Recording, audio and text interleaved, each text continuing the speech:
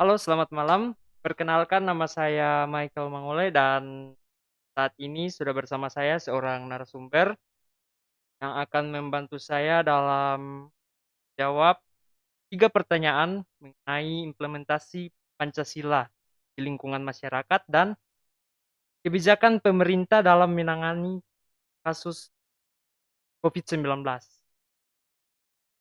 Jadi untuk jawab ketiga pertanyaan ini, kita gunakan opini saudara sendiri. Kita masuk pada pertanyaan yang pertama.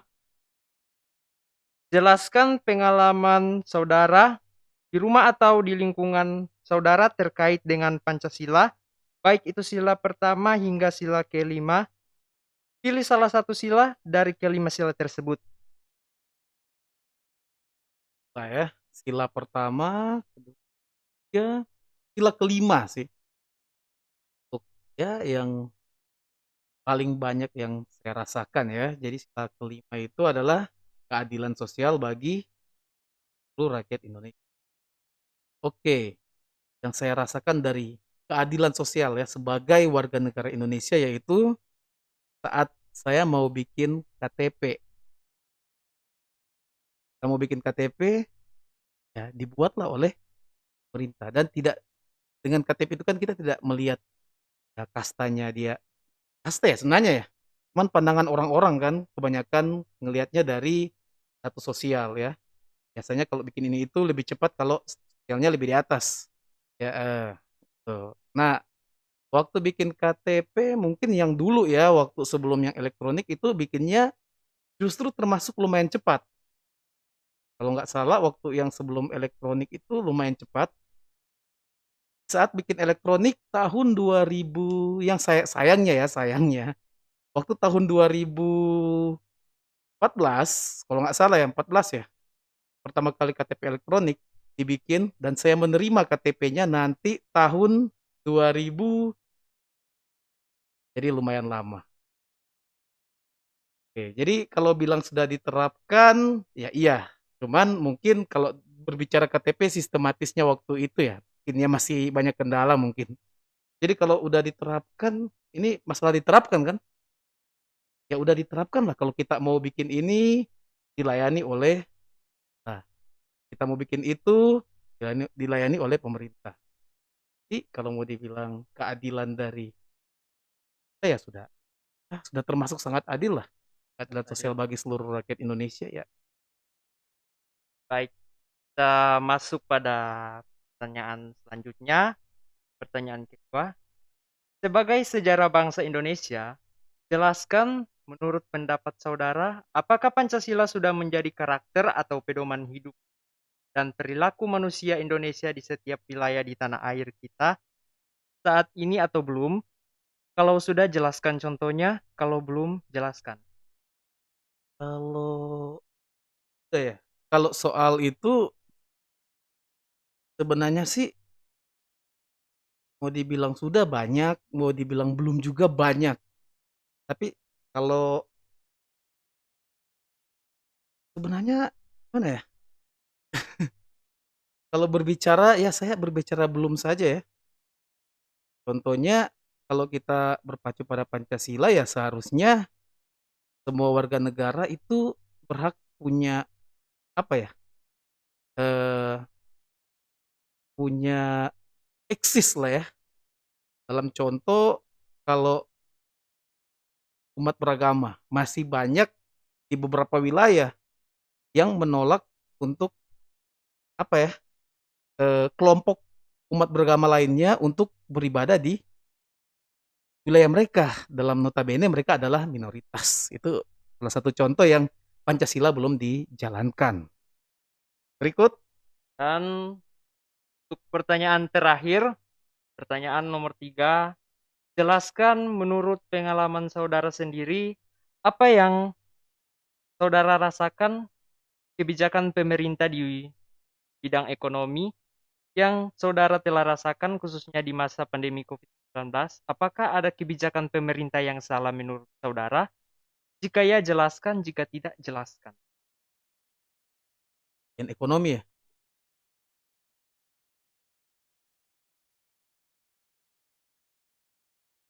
Mana ya? Kalau untuk ini sih sangat bagus ya, walaupun banyak sekali minusnya, cuman mau bagaimana lagi, keadaan pandemi itu kita tahu sendiri kan keadaannya bagaimana, kita juga harus membantu pemerintah. Itu kalau yang ngomong ya strata ekonomi menengah ke atas. Kalau yang menengah ke bawah pasti teriak tuh. Udah pasti. Jadi khususnya ya menurut saya sih udah lumayan ya bantuan-bantuan kalau nggak salah ya ada itu ya. Ini Ya, kita nggak dapat, kita nggak jujur saja nggak dapat ya, bukan nggak dapat memang nggak layak untuk dapat sebenarnya. Jadi yang layak nggak tahu ya yang layak untuk dapat bantuan itu ada nggak gitu. Kalau untuk ya semasa pandemi. Kalau buat kita udah dapat contohnya kayak kuota belajar ya itu ya, kalau nggak salah ya. ya, Ada ya? Kan bansos, ya,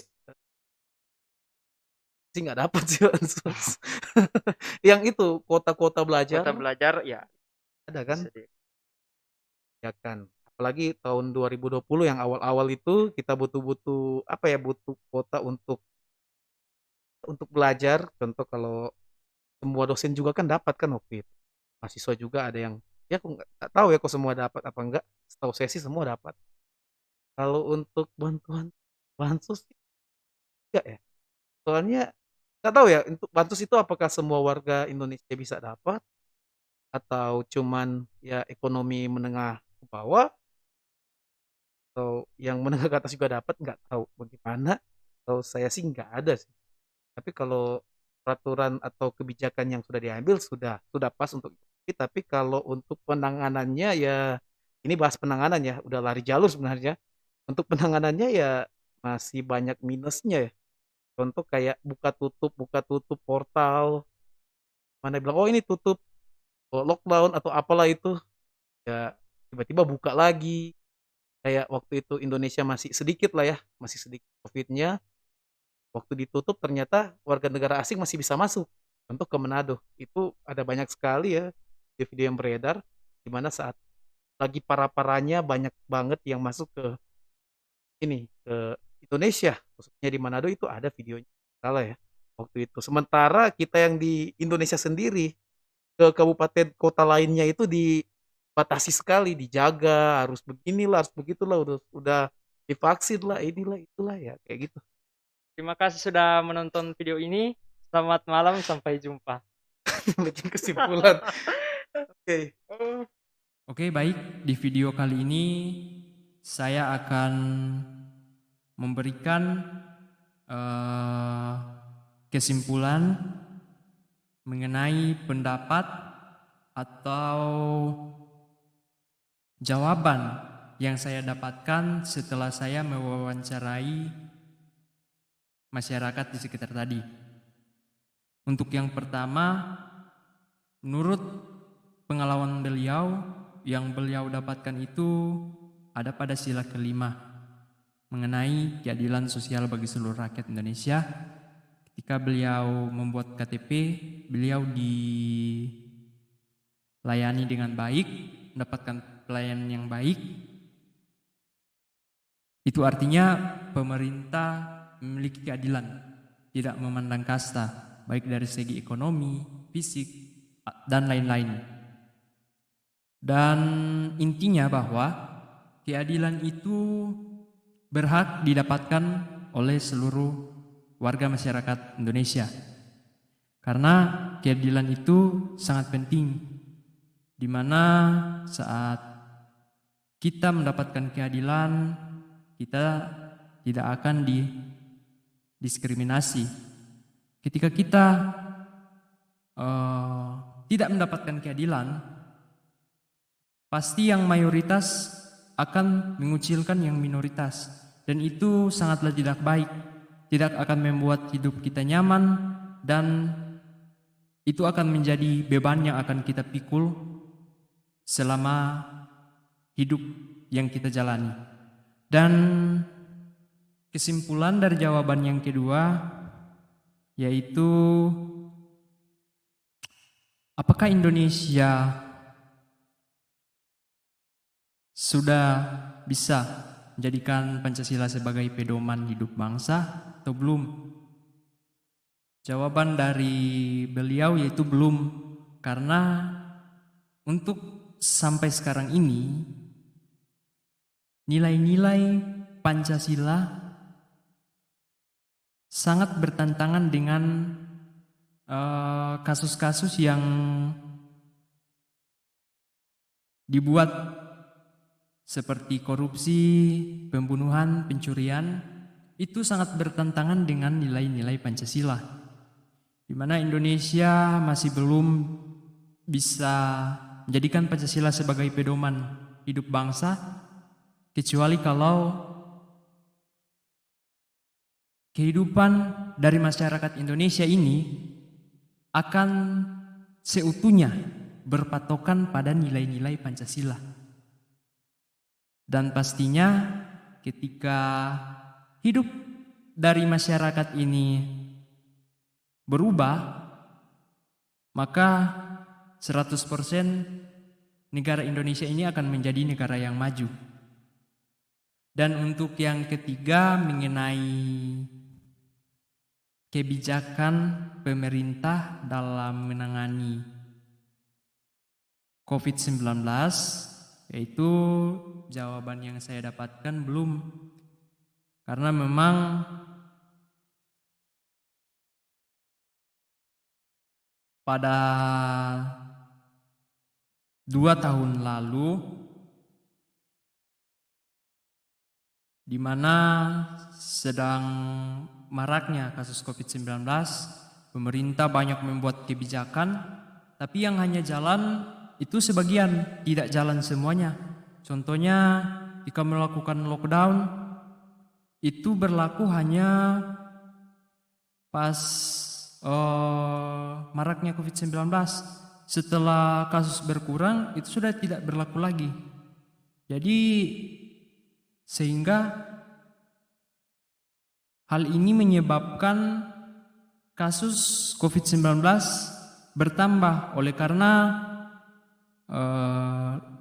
di mana pemerintah telah menetapkan lockdown, setelah itu dibuka lagi.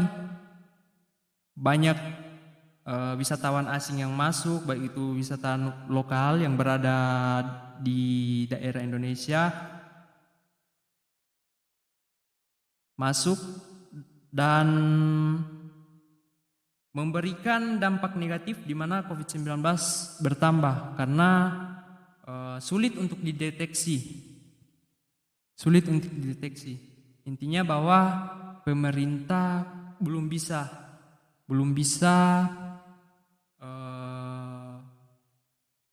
memberikan penanganan yang baik saat pandemi COVID-19, dan hal ini harus dianggap serius ya, karena COVID-19 ini merupakan bencana negara.